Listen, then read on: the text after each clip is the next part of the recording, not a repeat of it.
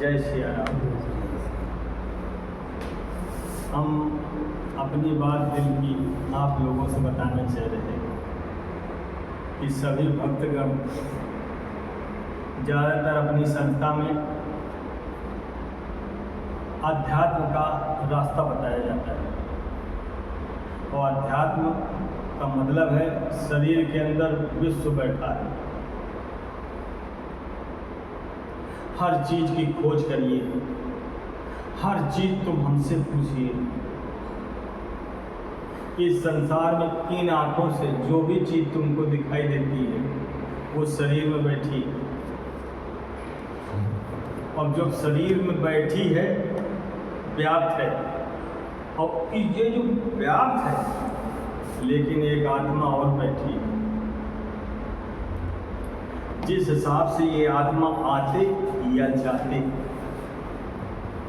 कोई नहीं देख सकता। इसलिए हमारा ये कहना है कि इस आत्मा को पहचानो जिससे ये शरीर चल रहा है।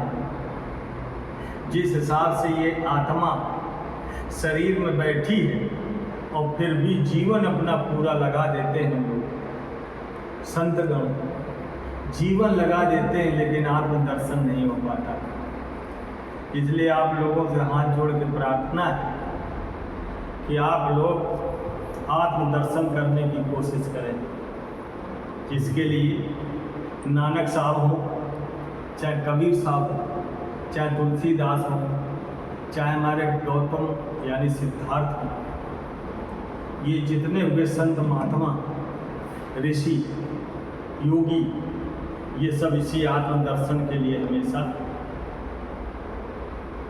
और आत्मदर्शन अगर हो गया तो प्रभु बहुत दूर नहीं है, मेरे खट में ही है।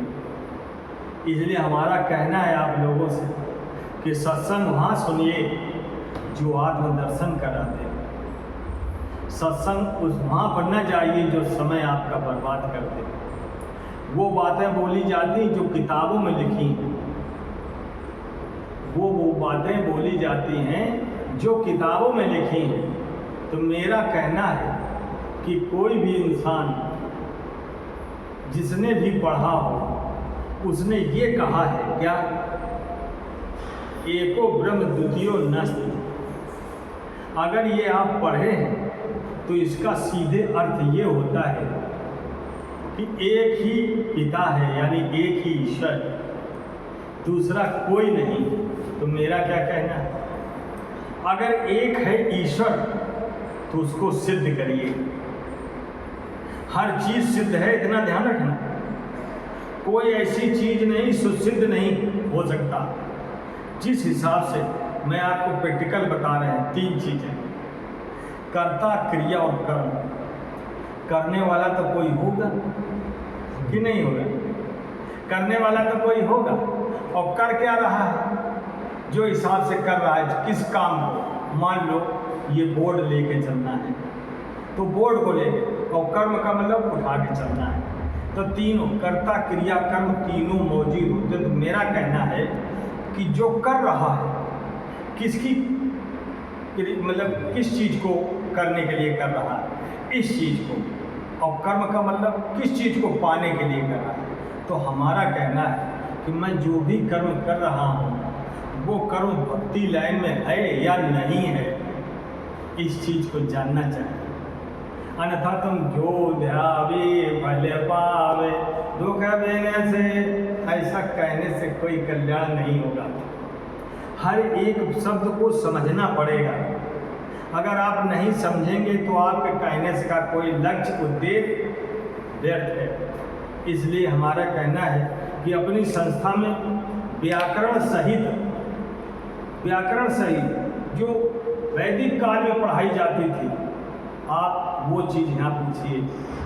ये आश्रम है, इस आश्रम में कोई संगीतमय या कोई भी ऐसा भजन नहीं गाया जाता है, ऐसा भजन नहीं गाया जाता। आप स्वयं अपना भजन बनाइए, क्योंकि आप जब चिंतन में होंगे तभी भजन बनेगा, तभी नारायण की याद आएगी। और वो नारायण सर्वत्र बैठा किस भाव से देख रहे हैं देखिए। तो कोई तो साकार देख रहा है, कोई निराकार देख रहा है। तो मैं पीछे वीडियो बना सके, जो भी साकार भाव से देखता है उसकी मुक्ति नहीं होती। ये लिख लो, श्रीमान लोगों के यहाँ जन्म तो हो जाएगा क्योंकि अच्छे कर्म है, इसलिए अच्छे कर्म का फल अच्छा ही होगा, श्रीमान लोगों के यहाँ जन्म लेगा। लेकिन मुक्ति होगी जब निराकार से आप संपर्क रखेंगे, एक साधे सब सदैव।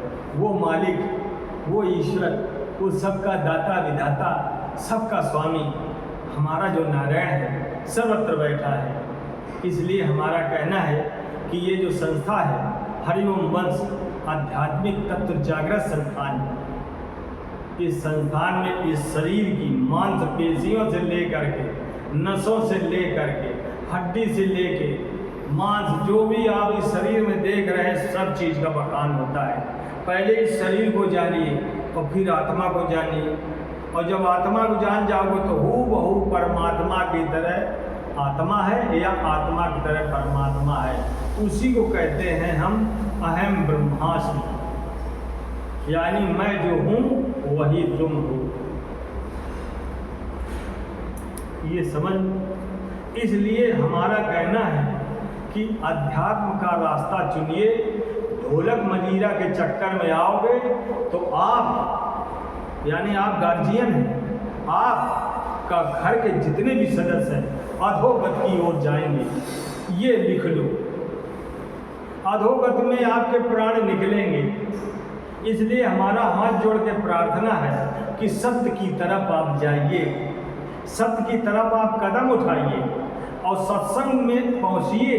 और कौन सा सत्संग में? जहाँ सत्य की चर्चा होती हो, और सत्य की चर्चा कहने वाला के पास पोथी नहीं मिलेगी, क्योंकि वो अपने आत्म वचन सुनाएगा, अपने आत्मा के वचन सुनाएगा, अपने आत्मा के बोल बोलेगा, अपनी जीवनचर्या का हिसाब बोलेगा।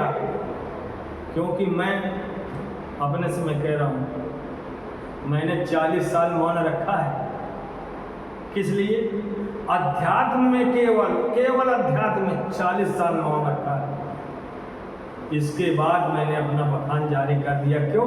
क्योंकि दुनिया अब दूसरी तरफ बहने लगी। अधोगत ना जाए तुम्हारा जीवन, तुम्हारी सदगति हो, तुम्हारा कल्याण हो, तुम्हारा बाल गोपाल घर का उद्धार हो, सबका उद्धार हो। बस यही हमारी प्रार्थना है। बोलो वृंदावन बिहारी लाल।